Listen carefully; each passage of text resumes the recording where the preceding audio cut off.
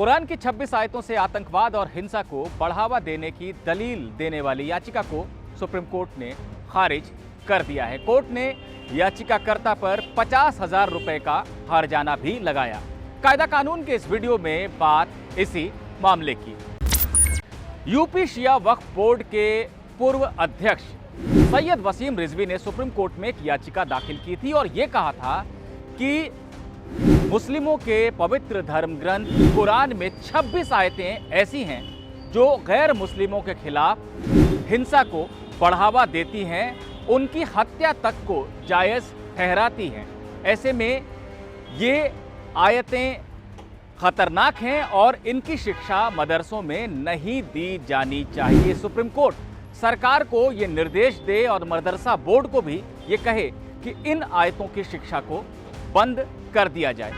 वसीम रिजवी की याचिका में यह दावा किया गया था कि ये 26 आयतें मूल कुरान का हिस्सा नहीं है। ये पैगंबर मोहम्मद के जरिए कुरान में नहीं आई थी, बल्कि बाद में 2 खलीफाओं ने अपनी राजनीतिक महत्वाकांक्षा के चलते इन्हें कुरान में डाल दिया था ताकि उनकी राजनीतिक इच्छाओं की पूर्ति होती रहे और हिंसा के लिए मुसलमानों को भड़काया जा सके। आज ये मामला जस्टिस रोहिंटन नरीमन की अध्यक्षता वाली 3 जजों की बेंच के सामने लगा।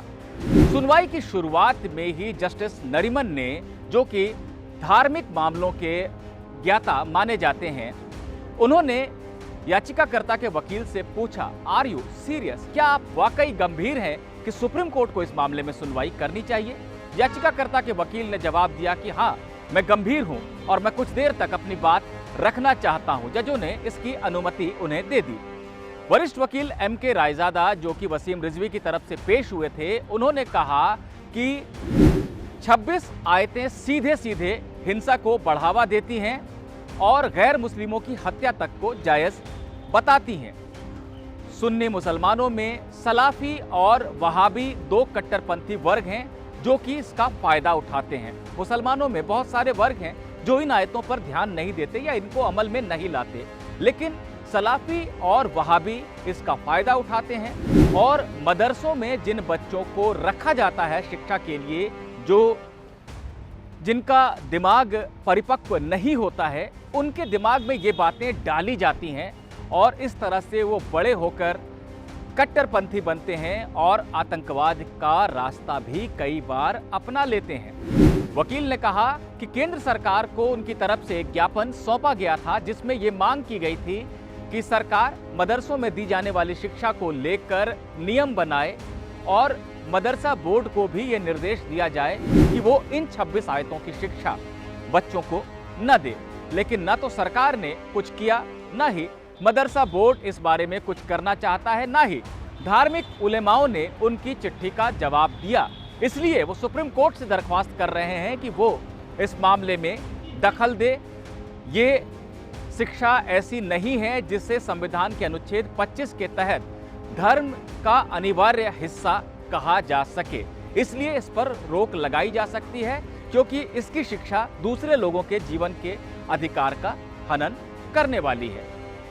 वकील काफी देर तक अपनी बातों को कहते रहे और जब उनकी बातें पूरी हो गई तो बेंच के अध्यक्ष जस्टिस नरीमन ने कहा कि हमने काफी देर तक आपकी बातों को सुना है, अब हम आदेश लिखवाने जा रहे हैं।